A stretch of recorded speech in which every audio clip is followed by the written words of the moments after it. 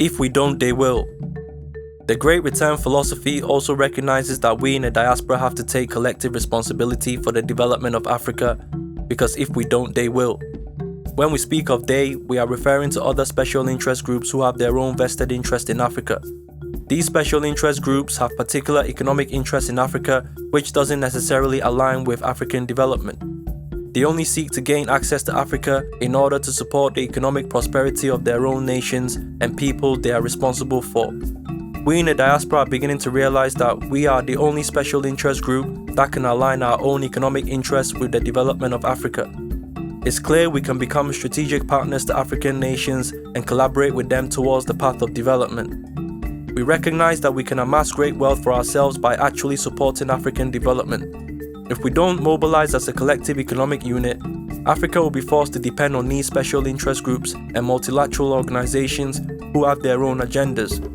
We believe that we in the diaspora should strive to make ourselves strategic partners to African nations in order to help Africa have alternative sources to accessing the resources and capital needed for the purposes of development. The multilateral institutions which Africa has traditionally depended on is the IMF and the World Bank, and the special interest groups which Africa has traditionally been dependent on are countries like the United States, United Kingdom, Europe, Russia, and more recently China. When we compare the rhetoric from these interest groups and organizations with their historical track record in Africa, it's clear there is a big difference between what they say and what they have done in Africa.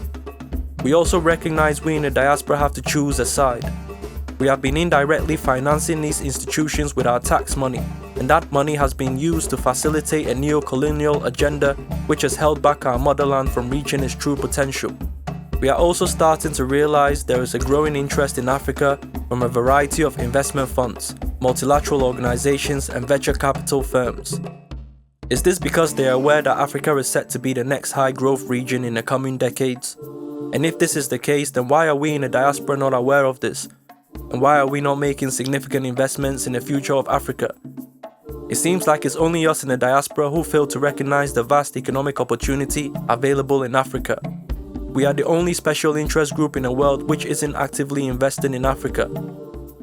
The good news is that we in the diaspora are beginning to realize that if we don't seriously consider Africa as a viable investment alternative to the West, we are going to lose out on the vast wealth which is going to be created in Africa in the years to come.